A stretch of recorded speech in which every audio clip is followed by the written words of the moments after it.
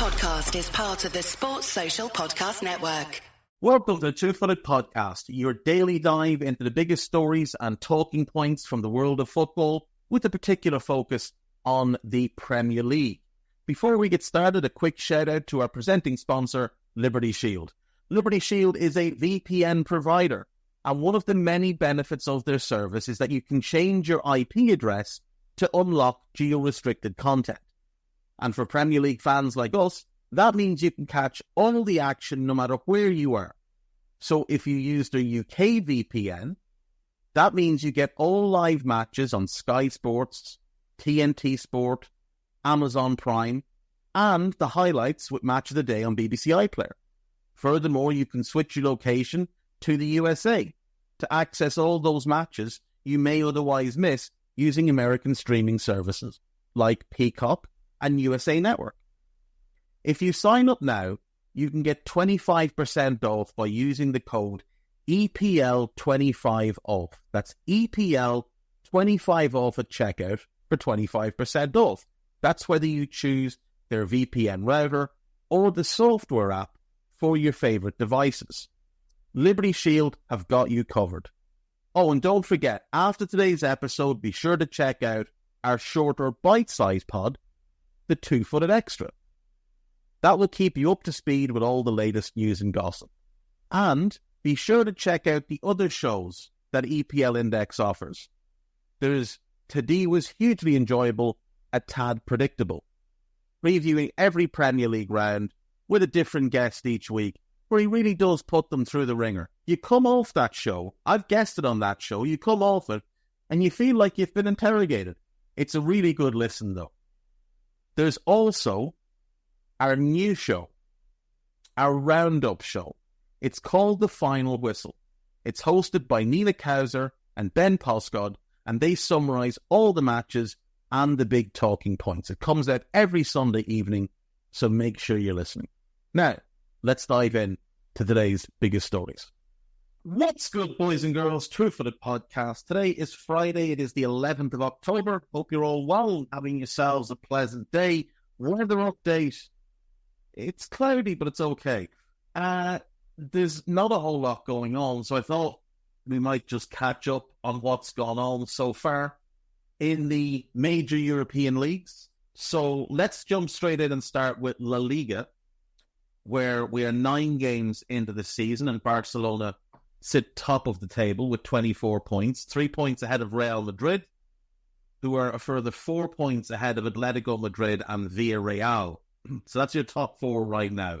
Barca, Real, Atletico, and Villarreal. Villarreal, obviously, the surprise packet in the top 4 for now. Marcelinho is doing an excellent job. This is his second go-round at Villarreal. He's obviously been well known for his time there with Valencia, with Athletic Bilbao. He was at Marseille for a brief time. The madness didn't suit him. He's gone back to Villarreal, and so far things have gone well. 4th in the league, whether it's sustainable or not, I have doubts. Their goal difference is 0. They've conceded 17 goals all season. Only one team in the league has conceded more goals, and that's Valladolid, who are second from bottom. Bottom placed Las Palmas have also conceded 17.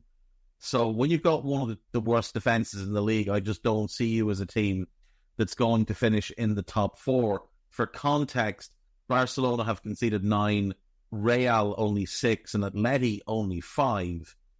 But then you look below them a little bit, you've got Osasuna sitting in 5th. Again, I don't think that's sustainable.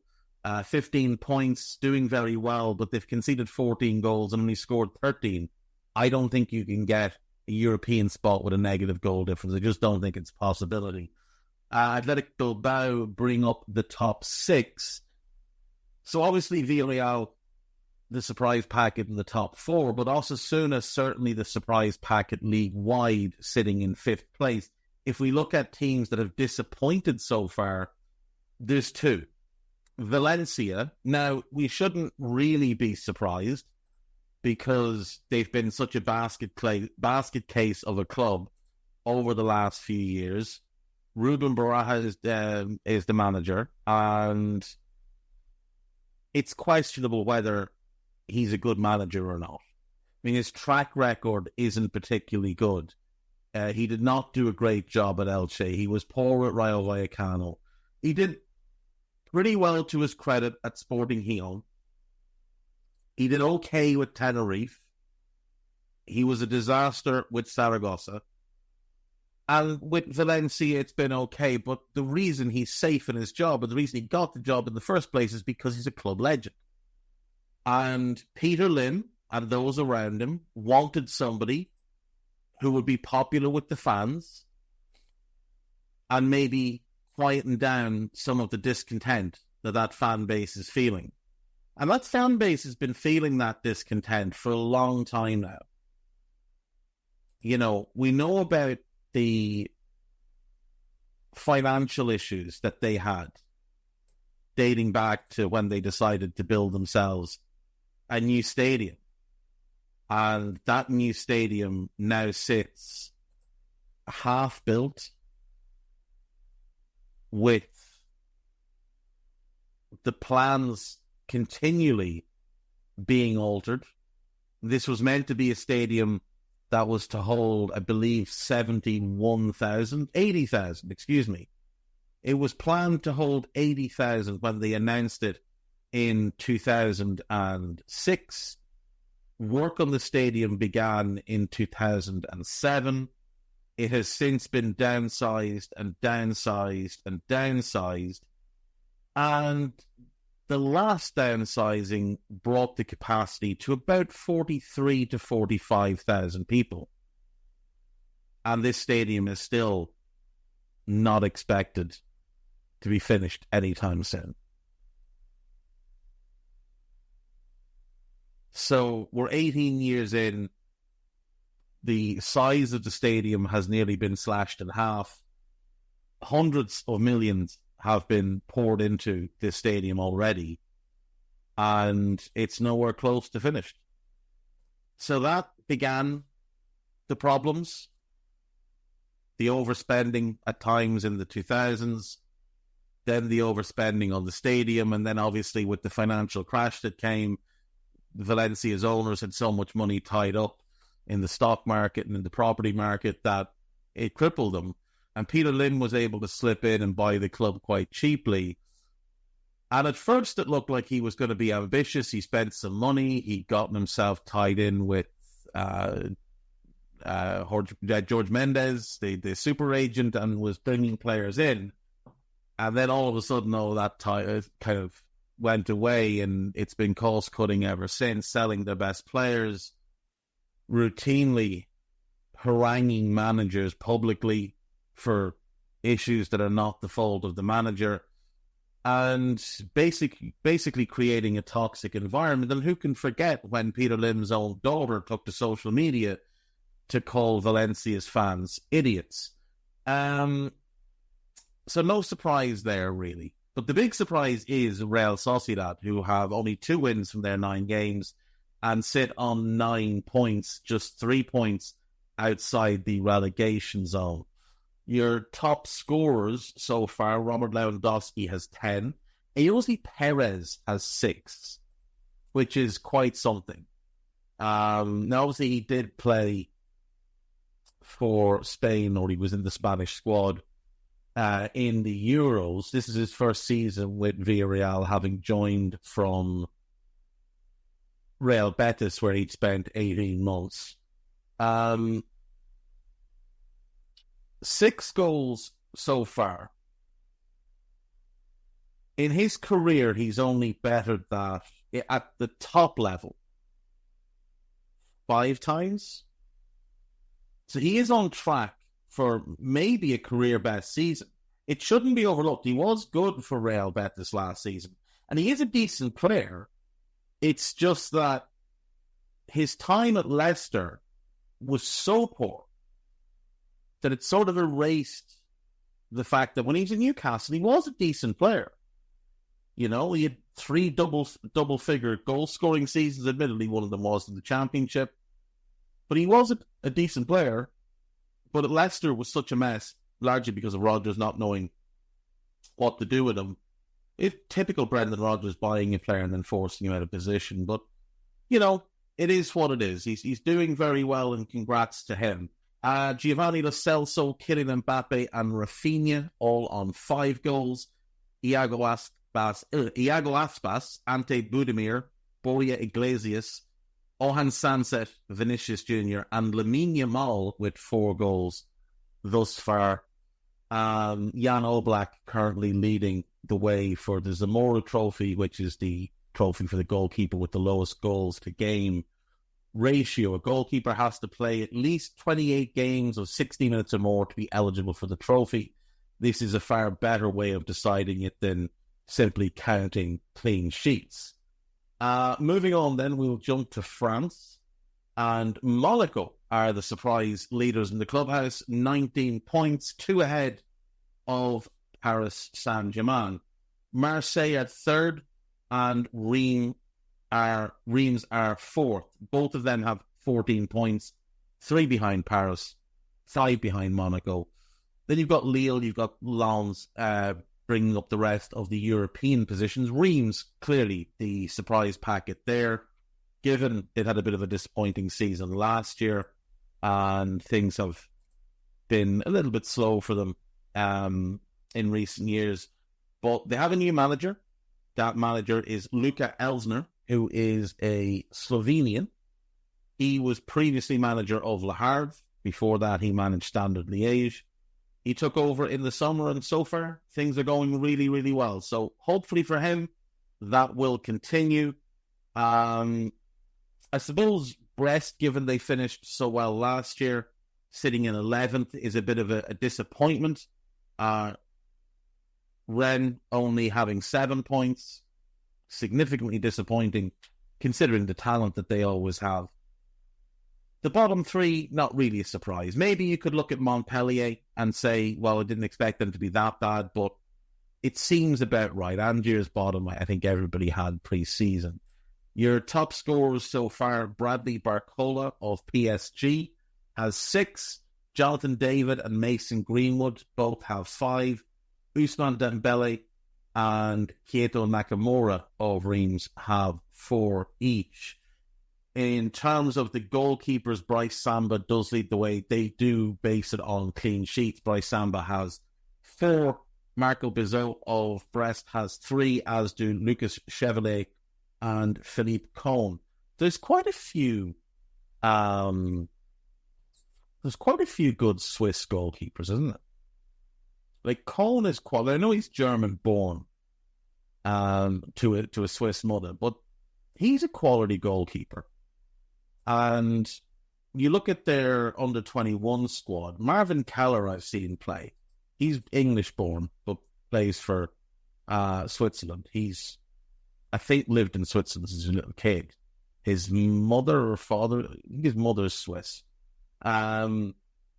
He's at Young Boys. Previously, he was at FC Will. So I saw him play a couple of times there. He looks very promising. Very, very promising. Pascal Lorette of Luzerne is, I think, the best of the young goalkeepers. But when you then look at Jan Sommer and Gregor Kobel for the senior squad, like, there's just a lot of good Swiss goalkeepers.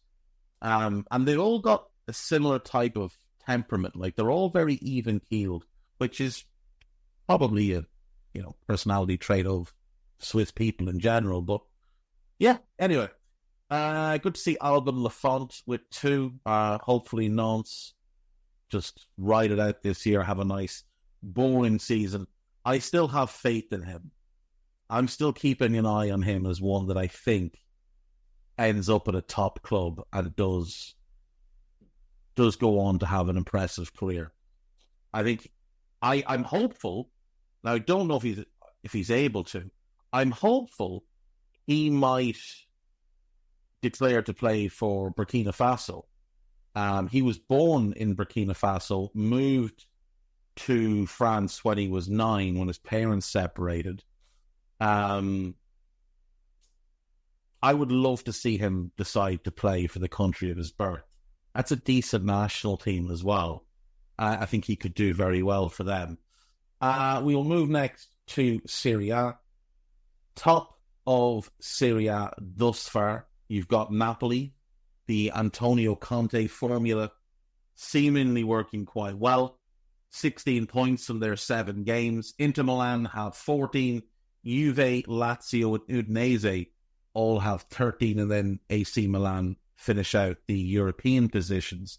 So Torino had started really well. They've dropped off a little bit. They now sit in 7th. Udinese had started really well, and that's continued. I think 5th place is really good for them, but a goal difference of 0 points at it probably not being sustainable.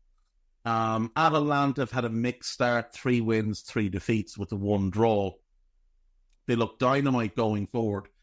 Defensively, without Scalvini, they don't look good. The midfield obviously took a bit of a hit in the summer as well, with Koopmeiners moving on, and they haven't quite gotten the balance right there.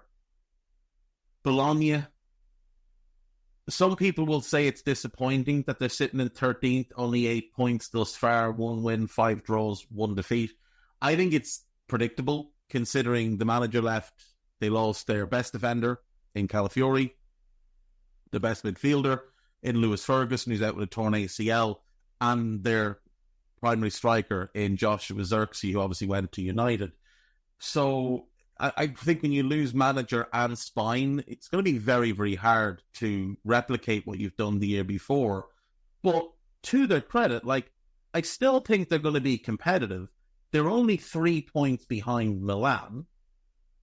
So a couple of good results can turn this around very quickly for them. Look at Como, who had started the season poorly. People wrote them off and said they're going to go straight back down. It's a gimmick. There was the whole Varane retirement thing. They won a couple of games, and all of a sudden they're sitting in mid-table. Now, again, they're only a couple of bad results from being back in the bottom 3, and it's the same for Bologna. If they had a couple of bad results, they could well end up in the bottom 3. But likewise, a couple of good results, and all of a sudden you're in the European spots again.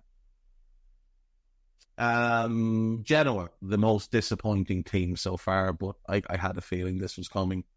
I'm very concerned about Genoa, I have to say. Genoa, if you aren't aware, are owned by 777 partners who are going bust and facing all manner of investigations for their dealings with different entities, both sport-wise and non-sport-wise.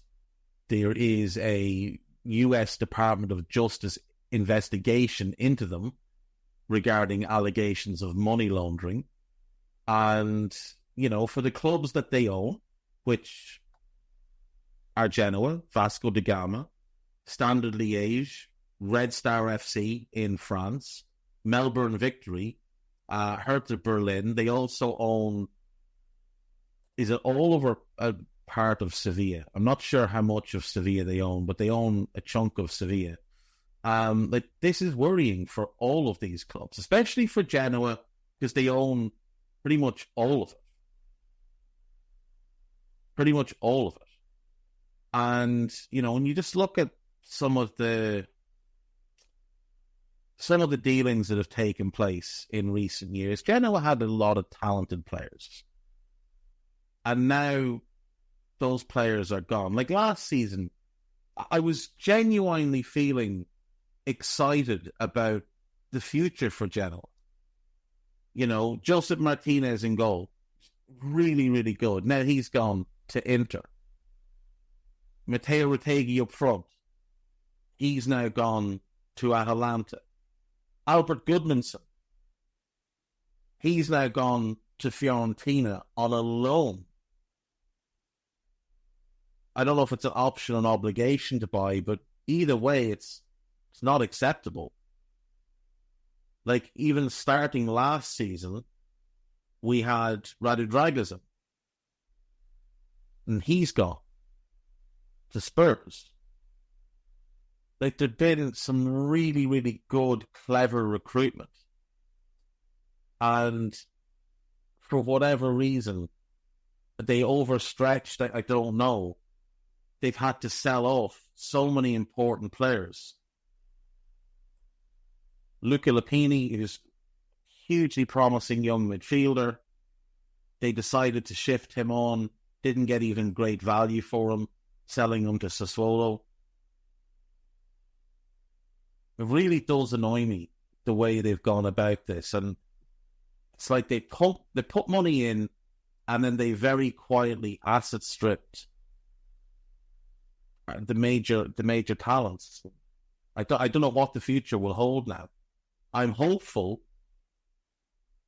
I'm probably foolishly hopeful, that there's a group out there who are looking for a second club, who want to expand their football portfolio, having had success with the current club they own in the northwest of England. They've had success with the baseball franchise they own in the northeast of the United States. That baseball franchise may or may not be the most successful franchise in Major League Baseball since they bought it. That Premier League club they own may or may not have won a league title, Premier League title, of the European Cup in the last 5 years, and a couple of domestic cups. They may or may not own one of the most well-known NHL franchises, and they may or may not be in the bidding to buy the Las Vegas expansion team in the NBA. I'm hopeful that they might look at Genoa, which is a big club, which is historic, which has a great fan base, which has one of the most beautiful stadiums anywhere in the world. They might look at them and just think, that's the club we can go in and do well with. That's the club we're going to aim for. But it's probably foolish on my behalf. We'll take a break and we'll come back and we'll look at the rest of the major leagues in Europe. See you in a sec. Oh, did I do goal scorers for Serie A? I don't think I did goal scorers for Serie A. Let me just, for the purpose of being complete, Retegui has 7, just to piss me off even further. Marcus Thuram also has 7. Pulisic and Vlahovic have 5 each. And Patrick Catrone, formerly of Wolves, has 4. Goalkeepers, Di Gregorio of Juve has 4 clean sheets, as does Davis Vasquez, the Colombian at Empoli, who's quite highly regarded. Alex Murray, and Milos Svilar of Roma have 3 each. And now I will go to break. Right, welcome back. So, the Bundesliga has Bayern Munich top 14 points. Same points total as RB Leipzig, but obviously a better goal difference. Eintracht Frankfurt sitting in 3rd, going very, very well. And Freiburg in 4th, doing really well. Freiburg obviously under Julian Schuster, who took over from longtime head coach Christian Streich. It was expected that there might be some bumps in the road, but this is a guy that knows that club inside out, having played there for 10 years and then been in the coaching ranks for 6 years. It's just continuity. He's doing a lot of the same things that Streich did. He's got his own brand of football, though, and you can see his own principles there. But in terms of how he manages the club, how he connects with players, you can tell Christian Streich's influence is very, very strong.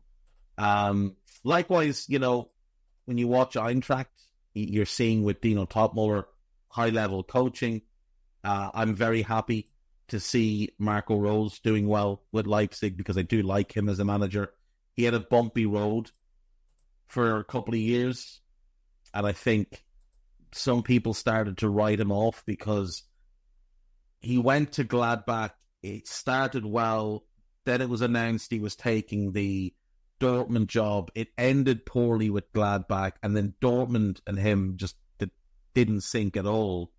And it hasn't been great at Leipzig. Like, it hasn't been what he would have hoped, I don't think, until now. But this season, it does seem to be humming along quite well.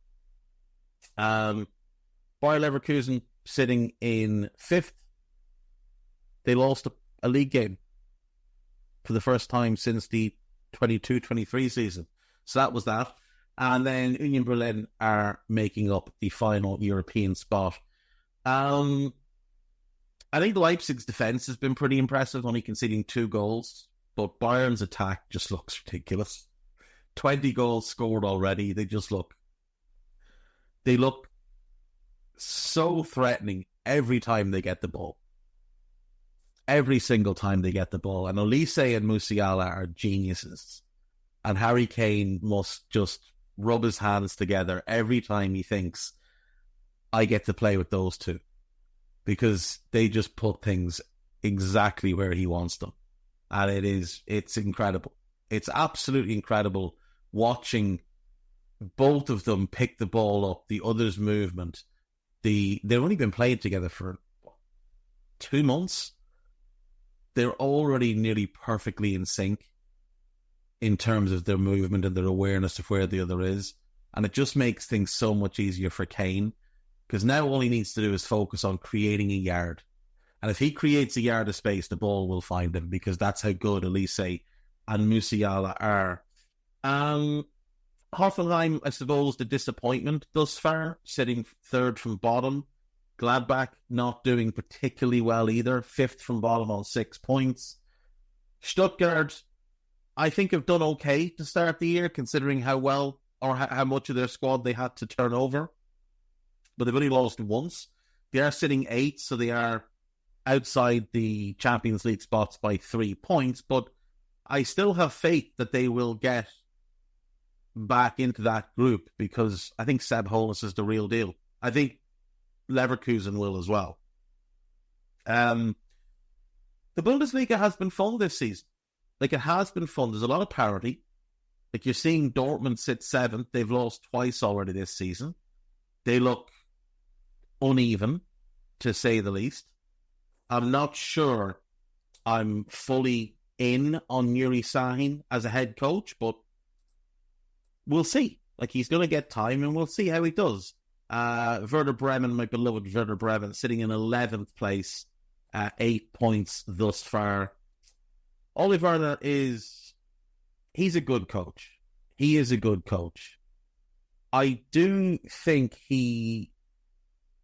there might be a cap on what he can do as a manager. Just the style of football, I'm not sure he's ever going to be the type that could build Werder Bremen into a European team.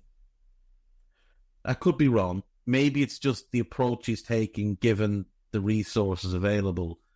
He's still really young. Like, he's only 36 years of age. So he's got plenty of time to learn, but he's been there now 3 years.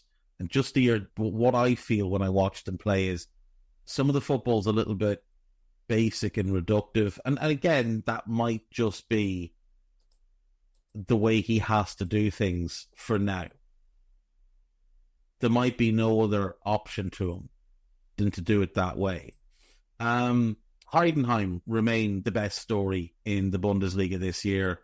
When you just consider that Frank Schmidt has been there now 17 years as coach, having played there as well, and what he's seen with them, what he's achieved with them, bringing them from the regional leagues all the way through the division step by step, and having them now in the Bundesliga, having them in mid-table in the Bundesliga.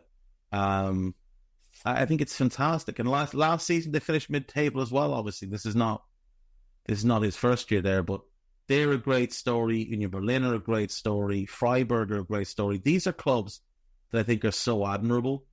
And, you know, the other thing to point out is that St. Pauli are out of the bottom 3.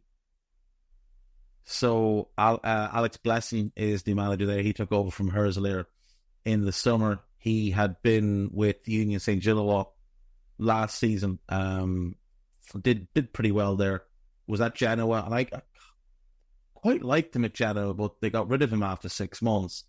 And I think he's a good coach, and I think he could do a very, very good job with St. Pauli, who it's going to be tough to stay up, but they're another club that they're just fantastic. For fan culture, I don't think you can do much better than St. Pauli. I really don't. We'll move swiftly along then, and we will go next to Portugal, the Primeira Liga, where Sporting sit top, 8 wins from 8, perfect record, 27 goals scored, only 2 conceded. They look invincible right now. They really do look, domestically, they look unbelievably good. Now, Porto look pretty good as well. They've got 21 points, 7 wins, 1 defeat. Benfica obviously made a managerial change, brought in Bruno Lage. Things have stabilised. They're on 16 points. Santa Clara are the surprise packet. They sit 4th, ahead of Braga, ahead of Vitória Guimarães. Boa Vista just continue to circle the drain season after season. They're in 14th. It's a shame.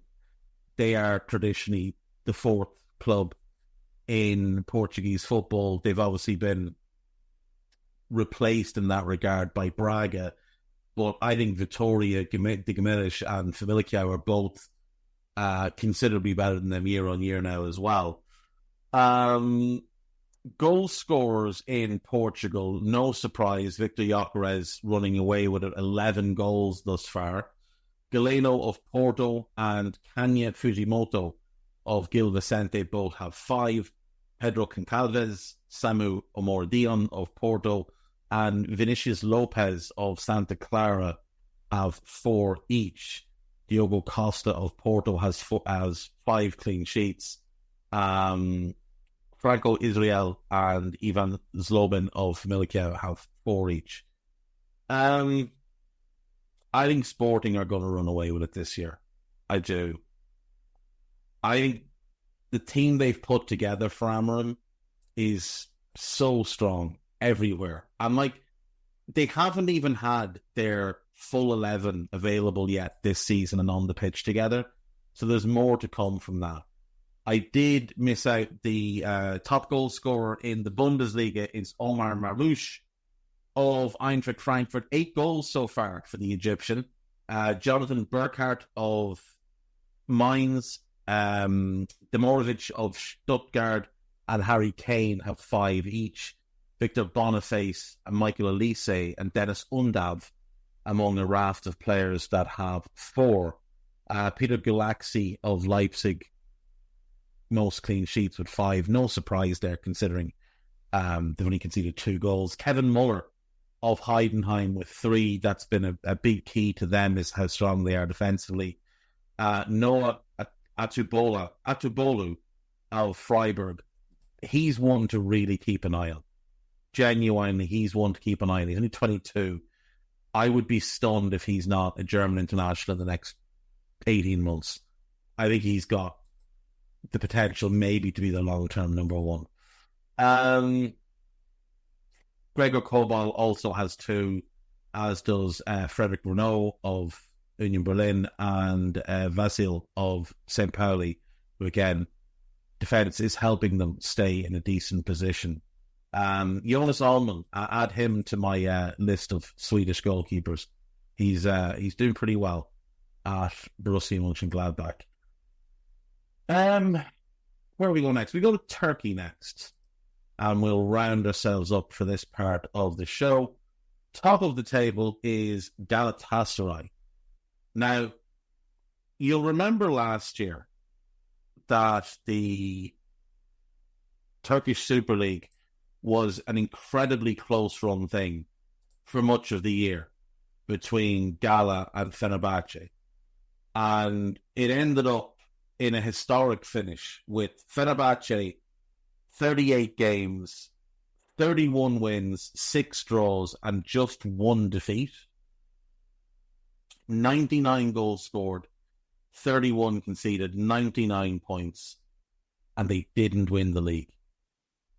Imagine that. Imagine getting 99 points and not winning the league, only losing once, being near perfect, and not winning the league, all because Galatasaray had 33 wins, 3 draws, 2 defeats, 92 goals scored, 96 conceded, 102 points.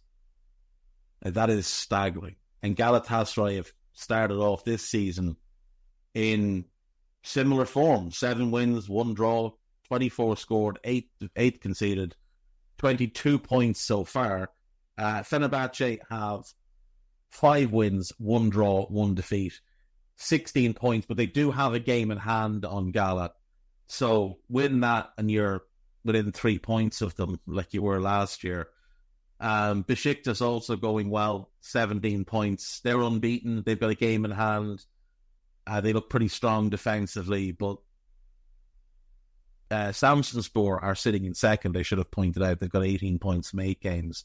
I don't expect them to keep up this pace, but I do think the big three, Gala, Besiktas and Fenerbahce, could all be pretty strong this year. Like, they've all spent a lot of money. Everybody's aware of the type of expenditure that these clubs have undergone. I've been watching Fenerbahce games just because Jose's there, and the team is quite Jose already. I'm not. I don't really understand what happened with Fenerbahce in the manager situation, though, because last summer, 2023, right, they appoint Kartal, who'd been manager there multiple times before. They give him a 1-year contract. He gets 99 points, and they tell him, "We don't want you anymore." It's Mourinho has to go perfect this season to top what he did. Look, Jose is clearly a better manager. I mean, with due respect to Ismail Kartal, he's a good manager, and he won the Turkish Super Cup with Fenerbahce like 10 years ago. But Jose is Jose. But what a near impossible job to walk into, where you're taking over at a club where they've had this unbelievable season with 99 points, and yet they didn't win the league, and you've dismissed the manager. Just bizarre. Absolutely bizarre. It's shaping up to be a really good season. Mauro Icardi, who was last year's top scorer, has not made the same type of start this year. And that's something to factor in as the season goes on, is will Icardi, who got 25 goals last year and has been, I think, very, very good since going to Galatasaray, will he have the same type of season this year? Because if he doesn't, then maybe that opens up a chance for Fenerbahce. But it should be pointed out that he also added Victor Osimhen, Galatasaray did, in one of the more ridiculous transfers of the summer. So, is that going to hamper Icardi? Possibly. Edin Dzeko has 5 goals already this year. Baris Alper Yilmaz has 4. Brian Semedo, Ciro Immobile, and Christoph Piatek all have 4. You've got so many players that were, in recent years, top players in different leagues. You know, you look at Dzeko, Immobile, Piatek, and Dries Mertens were all really good in Serie A not that long ago. Piatek maybe a bit longer ago, but the others were all really good really recently. This is a haven for players later in their careers. It's a great way of life. It's a tremendous place to live by all accounts. Absolutely tremendous place to live. Weather's great, food's great, culture's great. Players seem to love going there. It extends careers. Like, you look at Galatasaray, you take a look at the goalkeeper, Muslera, who's 38 now. He went there at 25, and people scoffed that he was going from Lazio to a second-tier league. He's been there 13 years, loves his life. Loves it. He'll probably never leave. and you hear this more and more from players that go to Turkey and give it more than a year or two, that once they settle, they absolutely adore it. And they don't want to leave. And, why would they? And why would he leave? Look at the success he's had since going there. 8 league titles, 4 cups, 5 Super Cups. Tremendous. Right, back after the break. Right, welcome back. So, on to the Eredivisie. Now, I'm no fan of Peter Bowes as a manager. I think he's very idealistic. I think he's too focused on one end of the pitch. But since going to PSV, the record in the league is ridiculous. So, inclusive of last season and the games so far this season, since he's taken over from Ruud van Nistelrooy, he's overseen 42 league matches. They've lost 1 of them, drawn 4, and won 37. And they've done that while scoring 138 goals and only conceding 26. I know it's only the Eredivisie, but that is super impressive. They are flying this season. There are 5 points clear at the top of the table. Now, Utrecht do have a game in hand, but I don't think anybody thinks Utrecht are going to win the league. AZ Alkmaar, who have the same number of games played as PSV, are 8 points behind. Ajax, who have 2 games in hand, are 11 points behind. And Feyenoord, who have 1 game in hand, are also 11 points behind. Utrecht did a surprise package so far this season. They're one of 3 teams unbeaten with PSV and Feyenoord, though Feyenoord have only won 3 of their games.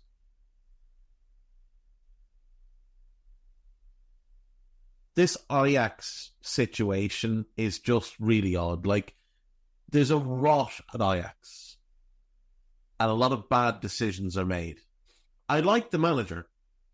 They obviously, in the summer, decided to make a substantial change, and they went out and got Farioli from Nice. They paid significant money to buy him out of his Nice contract. And he's come in, and he started well. He's 14 games, 10 wins, only 2 defeats. Things are going pretty well. But they don't look like they can get anywhere close to PSV. And when you look at the Ajax squad, there's not the same level of talent exploding out of the academy that you're used to. Like, there's a couple. There's Jarell Hatta was sensationally talented defender. I'm quite a big fan of Kenneth Taylor. I think he's very, very good. Brian Brobby is there. He's been there, left, come back. You look at the squad and Henderson, Berghuis, Klassen, these are not players that are doing anything for you. They're not players doing anything for you at all. What they're doing is they're actually holding you back because they're earning far more than most of the rest of the squad. And therefore, when they're available, the manager feels like he has to pick them. There may even be pressure on him to pick them. And they make the team worse. And recently they dropped Henderson. And the results improved. And then you had people in the media questioning the decision to drop him. The guy's been garbage for years. What are you paying him for? Why did you sign him? Who are you doing a favour to when you signed him? He's brought nothing to your club. The guy can't play anymore.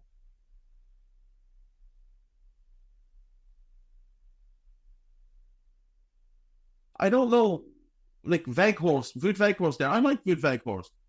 But that's not an Ajax player. Jordan Henderson is not an Ajax player. This is a club that's kind of abandoning its roots to sign these big-name cart horses. Like Davy Klaassen. Why did you re-sign Davy Klaassen? I do not understand why you re-signed him. Like, you had him he wasn't very good. He went to Inter on a free last summer after nobody wanted to sign him. He's free all summer. Nobody wanted to sign him. And then he signed a 2-year deal there. He was so bad, they binned him off after a year. They bought him out of his last year of his contract. And you just sit there and go, oh yeah, we'll give you money. Come back here. I don't understand what decisions are being made at Ajax. I don't understand. I don't know who the leadership is. I know at the moment they've got an interim CEO. So I don't know that there's clear order behind the scenes. I don't know that there's a hierarchy behind the scenes. But I do know that you're garbage. You're awful to watch at the moment. Sam Steen is top scorer so far in the Eredivisie with 7 goals at 20. Troy Parrott of AZ Alkmaar has 5. Luke de Jong, Irving Lozano, Malik Thielman of PSV, all 3 of them have 4 each. Ibrahim Sadiq of AZ Alkmaar, he has 4. And a whole raft of players on 3. We might as well check in with Ukraine. Dynamo Kiev are top. 2 points clear of Alexandria and Zhytomyr. All 3 teams unbeaten so far, which is unusual. Shakhtar sitting in 8th. In 4th, 8 games, 16 points. Words, David, words. It's funny when you look at the Shakhtar squad, like, they've still got a raft of Brazilians there. And it's, like, football is still going on. Games are still being played. Despite what's going on in the country. Obviously, teams from regions near where the war is ongoing are having to play elsewhere. I mean, Shakhtar haven't played in Donetsk for 15 years or something like that. 10 years? It's a long time anyway. But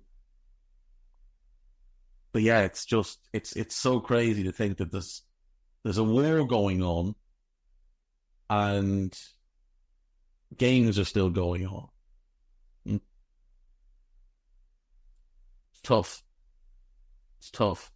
Top scorer so far, Nazarenko of Zhytomyr, Alexander Nazarenko, not a player I'm in any way familiar with. He is a midfielder. Was at Dnipro for a number of years. Hasn't been capped at senior level yet. Russia. Krasnodar are top. Level points with Lokomotiv Moscow. Zenit are 3rd, CSK Moscow 4th. Obviously, these teams are playing for a league title, but none of them are getting into Europe because they've been banned, obviously, because of what's going on in Ukraine, which is very unfair on the players who have absolutely nothing to do with what's going on, but it is what it is. Dynamo Moscow are 5th and Spartak Moscow are 6th. So you've got the four of the 5 kind of famous Moscow clubs in the top 6 at the moment, all doing fairly well. Torpedo Moscow are the other one that were always sort of infamous, I suppose, more than famous. Where are they playing at the moment? What are they doing with themselves? They are in the 2nd division. As things stand, last season they finished mid-table. This season they are 4th in the Russian First League.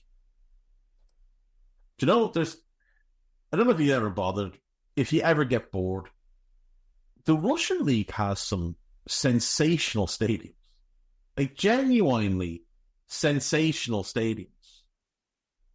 Like, Zenit's ground is incredible. Rubin Kazan's ground is similar enough to, like, Sporting's.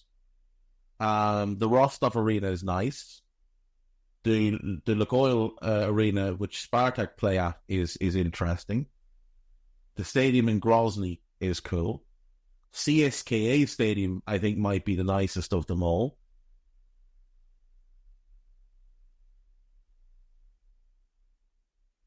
Krasnodar's is cool.